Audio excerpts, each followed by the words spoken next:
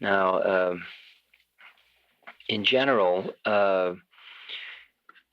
as you proceed with this work, you begin to look back on your life and see a lot of things that seemed like terrible liabilities or burdens as things that were part of your purification or ways in which you learn compassion, which you needed to develop in this lifetime.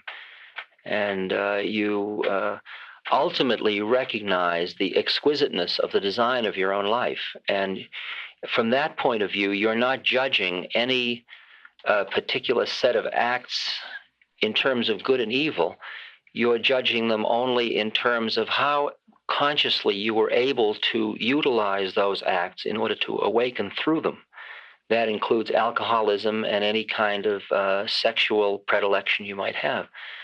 Now, I don't think that anything that I'm connected with has any attitudes at all about what kind of sex an individual is into, but understanding in a way, not the way Kriyananda said it, but close to it, that ultimately all of that energy will be used to go to God, because the whole attraction to another person's body, the whole experience of that kind of, quote, lust, which is an attraction to an object, is a relationship level that ultimately moves you away from being a fully conscious being. And ultimately, it would fall away. I think it's better to think of it as something that will fall away rather than something that one should impose restrictions, especially out of any moral code, because I don't think it's a moral issue, actually, at all. And at least not from a spiritual point of view, I don't think it is. I think from a spiritual awakening point of view, the game is how much do you want God, and to preoccupy yourself with getting to God and treat your homosexuality, your alcoholism, your age, your economics, all of it as support systems that are either getting you there or not getting you there. And the ones that aren't, you start to shape them up, and the ones that are, you hold on to. It's as simple as that. And in other words, you shift your focus about who you are, so that instead of being busy being I'm a homosexual, or I'm a professor, or I'm a this, or I'm a woman, or I'm a man, I'm a being going to God. And these are all the things that I'm working with in this lifetime. And if I work with intolerance, you can see that intolerance as a terrible drag, or you can see it as a fire of purification. Because if somebody's intolerant to you about some part of your social behavior, and you respond to that with compassion and love, they're the ones that are stuck with the karma from their lack of compassion, not you. If you buy into it, that's your problem. So it becomes, you end up thanking all these ashrams for laying a trip on you, because it's getting you through to clean up your own game, your own attitudes about it. I think that deals with that gentleman's question. Beautifully.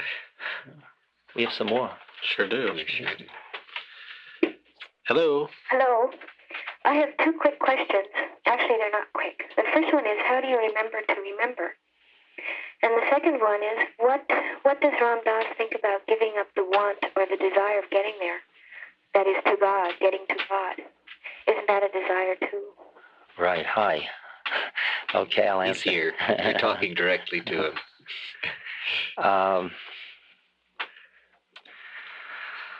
How do you remember to remember? Yeah. Yeah, well, the...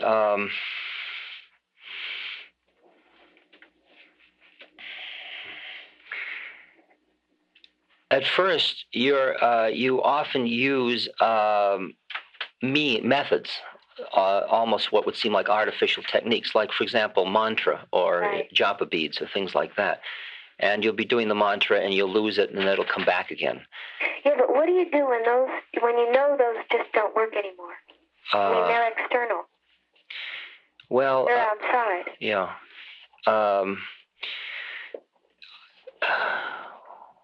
One of the things I've done with my students is I've had them define the major activities that they do each day as an exercise, and then attend to each activity and figure out the way in which that activity could be used to awaken them, like working in a subway or something like that. And they actually program their days as vehicles for awakening through their regular experiences. And what happens if you follow the path of the dance is that you keep forgetting and you keep remembering that you're forgetting. That you're remembering that you're forgetting, and that remembering, you keep forgetting as often as you ever forgot, but you keep remembering sooner and sooner and sooner, because you get to the point, which is the way it happened with me anyway, where the forgetting brings you into a different vibrational space, and that heaviness awakens you. It's like suddenly it's like you've been walking in a sunny day and suddenly you're in the fog. And that fog makes you realize the sun just went out. You're not seeing the sun anymore. And I find that like I'll be going along and I will start the day in a certain space, and then I'll go out and I'll start to pick up stuff from other people. And I'll start to get heavier and heavier. Now, sometimes it's so subtle that I don't notice the forgetting process. It's not some big gross thing like getting angry at somebody. It's just subtle stuff. And then I will begin to notice that I'm feeling fatigue or I'm feeling something, and that will awaken me, because I know that in another state, none of that would be pulling on me. And then what I do is I usually go into a men's room and I sit down in the can and I just start to do a breath that clears me out. It just clears out all the sludge that I've collected. A very simple breath that just starts to awaken me a little bit. Actually, what I'm saying to you is that this is forcing you to examine how much you want to get done. Because in part, what you're doing is you're trying to convince yourself you want to get rid of things that you apparently still don't want to get rid of. No, but what about impatience? I guess that's my second question. Consume the incredible impatience of wanting to... Impatience isn't going to get you there any faster. I know. Well, then it's going to have to be something... Everything that's not going to get you to God, you got to give up. Okay? You don't have to give it up. You got to give up the attachment to it. Now, the last one, the desire for God, that one you hold on until the end. That's the one that is the final. That's the one that Ramana Maharshi describes as the stick you use to stir the funeral pyre, and that's the one you finally throw onto the fire right at the very end. Uh-huh. And you hold on to that, and you use that as a cudgel to get rid of all the others. So that constantly... And the habit of being virtuous and holy, does that go before the stick? Oh, it sure does. Sure does. That's one of the early ones to go. Mm-hmm. That one is practically like lust. Yeah. That's no, that's got to go too. That's got to go. You just got to get, because righteousness really doesn't get you to truth. Truth gets you to righteousness, but righteousness doesn't get you to truth. Unfortunately. The phony holies. The phony holies are as bad as the phony unholies. Yeah. Yeah, getting their spiritual cards punched. But what you're doing is you're bugged because you're not totally straight with yourself that you don't really want to get there as badly as you'd like to think you'd like to get there. Because otherwise you wouldn't forget so much. You'd be just working harder most of the time. You'd be filling your mind more with stuff. There wouldn't be those pulls. What's pulling you? What's getting you to forget in the first place? That's it. Okay? Whatever it is that gets you to forget, examine it. At the end of each day, keep a diary of everything that got you to forget. And then see how much it is you want those things, and do you want to hold on to them or not? Maybe you do at this point. I wonder if here there isn't a difference between impatience and anxiety. Yeah, I think that once you have the faith that you are going to make it through, that you're doing fine, you're going to get there, then you start to get patience with it. I mean, the first time you hit a plateau, that experience is a plateau, and you figure, well, I've blown it, nothing more is happening, I'm getting stagnant. Then later you see that that stagnation was only an illusion and there was actually a process going on. After you've been through that a few times, the next time you get to a plateau, you say, another one of these ones, and you get to be very blasé about the process because you know it's always working, because you trust your motive that you really want to get done. I keep getting an image of climbing a mountain and chipping footholds. Exactly. But there's another image of the mountain, is you climb a mountain and you come to these way stations, and they're groovy. They got restaurants and beautiful views. And why go on? It's really nice there. And you've still been a mountain climber. You did a little mountain climbing. And then you notice that the people who go to the next level have boots and you had sneakers, and you don't think you're ready, so maybe next year, and then you come with the boots, you go to the next level. And that's a nice social scene at that way station. Then there's just a very rough path going on beyond that, and it's cold and dark immediately. It goes around the dark side of the mountain, and who wants to do that? And okay. Thank you. You're welcome. Thanks for Good calling. night. Night. Our phone number here, in case you didn't get it, is 864-2051. They must have. They're all busy. Yeah. Fine. They snuck through and looked in the telephone directory, I think. Hello, you're on the air. Yes, I was wondering if anyone could tell me where I could procure the Ramdas lecture tapes at all. Yeah, you can get them from the Hanuman Foundation. How is that spelled? Hanuman.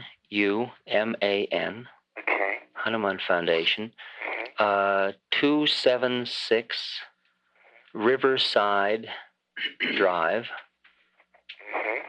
New York, 10025. Okay. Thank you much. You're welcome. It just seemed Who paid funny, him, do you someone think? asking for tapes.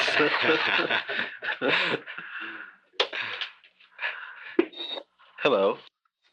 Hello. You're here. Yes. Is the radio too loud? No, it's all right. It may be. You might try and turning it down. Okay. Sounds like an echo chamber. Yeah, we're getting some feedback. I guess that was it. I wanted to turn it up a little bit. Yeah, that's good. Right there. I wanted to thank Krishna Das for what was said. And thank Ram Das for the trucking mantra in the old dance it is. And I had a question that has been coming up. I've been doing the phases thing a lot, the emerging, dissolving phases. And I get a sense of the more intense phases, or the ones that tend to repeat with a certain individual, as coming from a relationship experienced in a previous materialization. And there seems to be a lot of validation in what happens going into it with that idea in mind. And I wonder if that's something that maybe comment on from your own experience. Okay. What he's talking about, for those of you that aren't familiar with that, is a technique in which you look into another person's eyes and focus there, and then the faces start to change. I would suggest that if in truth you want to get on with it, you don't get too preoccupied with the content of what you see or an analysis of why that content exists. The process is one of, as it's said in the, I think, the Tibetan Book of the Dead, facing the 10,000 beautiful and 10,000 frightful visions. And so you just notice them, and you notice your reactions to them, whether it's that of passion, arousal, or boredom, or hatred, or fear, or whatever you do. And then you offer that one up or consume it, and then get on with it, and then allow the face to change again. The minute you get into analysis of why the faces are the way they are, you're in a way perpetuating an identity of yourself, whether it be this plane or previous incarnations or all. That's all just sort of stuff in a way, and it's better not to preoccupy yourself too intensely with that stuff. It's the same with dream analysis. Isn't that information like an incredibly valuable or full memory, in the sense of the experiences, which, if it can be brought into consciousness in the awake state, can just eliminate a hell of a lot of experiential necessities, in doing it this time. Not necessarily, because if you have done it in the past, whether you're conscious of it or not, you'll probably won't have a very intense desire to have to repeat it anyway. So the thing is just to keep letting go of it. I think it's a better strategy to not make a big deal out of the stuff, because there is such richness. There is a never-ending supply of the experiences you've had in the thousands and thousands of incarnations you've had. And once you start this, it's a never-ending process of collecting information about yourself. Is there some essential personality that predominates, literally predominates, the way to throughout all realizations? And there may behind this personality. There may be that, and you may feel much drawn to a Shiva lineage or a Vishnu lineage or a Buddha lineage, or however you want to talk about the Zeus lineage or something like that, and see these patterns reoccurring over incarnations. But in general, let that all happen serendipitously rather than focusing on it. Mm-hmm. Let it just sort of come up and force itself upon your attention, because if it is necessary for your dharma that you know who you were at any point, you'll damn well know without you having to analyze it to figure it out. When you're ready for the knee, you get the You'll get it. You'll really get it. Okay? Yeah, I hear you. Okay. Thank you. Take care.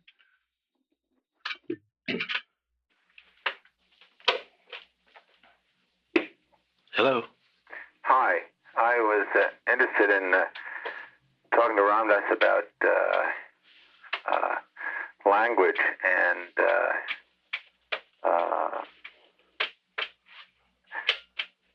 the problem that you run into when you talk about God. That it can have a whole spectrum of meaning as to what God really means, and some people might not believe in God, and yet they really do at some level. And at another level, people can be just attached to the idea of believing in God. And they, you can get fooled by just the very nature of your language. Absolutely. And right on. Only you know, and only you can keep purifying it in the sense of making it real again. But from a functional point of view, the relation to, quote, God as a concept, and it is a concept, because what God is not conceptual. That's really what the nature of God as a concept, like... yeah, it's a concept, okay. But I'm trying to explain to you something. Would you wait a second? Alan Watts has sometimes frequently kind of, in a sense a joke, but also extremely realistically said that, does a dog have Buddha nature? Well, of course, the answer is yes, a dog does have Buddha nature, because he has his own nature. Mm-hmm. And he doesn't even have a concept of God at all, in the sense that we are preoccupied with it. And almost like it seems to me that God is... Dogs don't get enlightened. Tied in with our estrangement. Dogs don't get enlightened. Dogs don't get enlightened? No, not as dogs they don't. I'm sorry. But look, rather than go on and on, let me just explain that the reason that I'm involved, not a reason, my relationship to God is a purely one that I work with in my heart. It's not one that I work with my reason. And I don't really give a damn what I even mean by it. All I know is it's something to which my heart opens. And recently I had an interview with a fellow who has been trained as a Buddhist and found the word God very reprehensible. And so I looked for a word in his universe that would be workable, and the word was Dharma. And all I had him saying was, I love you, Dharma. Oh, Dharma, I love you. Oh, I love you, Dharma. And that was serving that process. He was a little rusty for a while, but I don't give a damn what word is used. And I know it has excess meaning, but I play with that excess meaning and that anger and that irritation to show people how they cling to their own models about concepts. Because what I'm interested in, and what I say specifically, is what God is not a concept anyway. It's just a label. Thank you. Okay. Isn't it? It's sort of like talking about it intellectually and then talking about it experientially. You don't have to talk about it if you experience it. Exactly. And you're always just pointing. It's denoting something that isn't labelable. And but for people who have related to those spaces in which you experience the presence of God, it's a very real experience. And it's the same predicament that for somebody that's looking at it from outside, they get caught in linguistic delicacies and intellectual delights, but that isn't the same thing as the experience of God, which you could experience as an orgasmic relation with the fullness of the universe. I mean, there are a lot of little ways you can talk about or play. You want to say anything about that?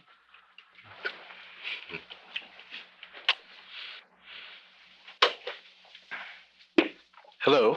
Hello. I'm looking for an opinion more than anything else concerning the use of proper use or improper use of the Book of Changes. I wonder if you'd have an opinion about that. I feel, for instance, in my own life that I am involved with a great deal of time in looking just within this one realm, and that it doesn't allow for an entirety. It is very clearly Taoistic, but I wonder if this could sound silly, but I wonder if I should be more modern and ignore these things, you know? You know what I'm talking about? Just happens we're sitting here with the I Ching. Not far out. It says, the master said, the changes, what do they do? The changes disclose things, complete affairs, and encompass all ways on earth. This and nothing else. For this reason, the holy sages use them to penetrate all wills on earth and to determine all fields of action on earth and to settle all doubts on earth. Now, you opened that randomly. Pretty impressive. This has been working. That it works. The I Ching always works. Regularly. But it is all about earth. And the laws of the universe exist on every plane, and you can study them in terms of the physical plane, and the I Ching will help you see the law in everything, or the flow in everything. And in that way, it'll help you get it together on this plane of existence. Your identities on other planes are not necessarily facilitated by this method. It's not the optimum method for exploring other planes of your own identity. What its beauty is in loosening the hold of any models or molds you have to any specific take of reality, and keeps giving you new perspectives. And the deeper you grow with any holy book, the more you awaken, the more you'll find in the book. You may have used the book to the point now where it's a limiting condition for you, because the Taoist philosophy may not be your lineage. It may not be the way that can take you all the way through. And so you may feel, well, in this way my mind is still being played with too much, and I have to quiet my mind more. And then you'll be drawn to, say, Vipassana meditation or something like that. Beg your pardon? You'll be drawn to, say, Theravadan Buddhist meditation, or just following the breath, or something like that. And every time you have a question, like the way I live is, when I have a question now, I conclude that I'm apparently not in the right space, because if I were, I'd know the answer. So when I have a question, I just start to empty my mind. And I just go into another place where the answer is. So I just keep emptying. If I have a question, I know I must not be in the right space to have the answer, because when I'm really in the flow, there are no questions and there are no answers. There's just it all opening before me, like you're driving down a highway and the trees are just coming by you in this way. And that's what life becomes. It's just a process of playing, of opening to. And the whole intellect of choice business becomes quite trivial. Well, at the point when you're driving, when I'm experiencing what you're talking about, when you're driving down the highway, that's all right. That experience is full, but it's the points, I feel like there are points in between driving down the highways or getting to the highway, which is that once I'm on the highway, it's all right. But if there's... Your model, though, of those places as quote in-between places, that's a statement created by your mind, because actually every moment is part of the highway. So what you're doing is you're defining one moment as different from another moment. That's something your mind is doing. And at that moment, if you see that working, if you start to let go of the mind model you have, you're right back in the flow again. because I can sit in a situation that, quote, could be, quote, called boring, and I'm waiting for the action to begin again. And then I am fascinated because at that moment, the minute I feel one of those states, I just empty. And then suddenly the boredom is as much part of the process of my life as anything else. And I'm no longer running and grabbing and pushing and pulling, and it's not this or that or here or there. Can you hear what I'm trying to suggest? I believe so. Right. Nice to talk to you. Nice beings calling up, you know? I really like their vibration. Hello. Hello. Hi. Okay, I had a question. You had mentioned several times before something about grace as a product of suffering. Yeah. And I had two questions on that. First of all, I'm not quite clear what you mean by grace. How do you define it? And secondly, would that apply to some kind of a suffering that a person had voluntarily got into, like to an athlete's training or something like that? Let's see. What I said was suffering is grace, meaning that suffering is a vehicle for awakening. Let me now, in the light of more recent training on my part, to redefine grace a little bit. When you get to the point of the initial awakening, where you're starting to reach for a more profound identity, or reach for God or a higher state of consciousness or freedom or liberation, whatever you want to call it, at that point, that reaching in purity brings down upon you grace. Now, one way you could see the grace is in the sense of allies or guides or guardian angels or gurus, or however you want to think of that on one plane or another. This is all grace. These are beings who are there to help you on your way once you want to go the journey. Only if you want to go the journey. If you don't, they leave you alone. Now, when you bring it down to daily experiences, you can take suffering and see that once you are awakening, you take every experience in your life and see it as a vehicle for awakening. And then it turns out that the vehicles that are pleasant tend to keep you in the models, while the vehicles that are unpleasant tend to force you to awaken more. And in that sense, suffering becomes grace. That is, it forces the awakening more than pleasure forces awakening.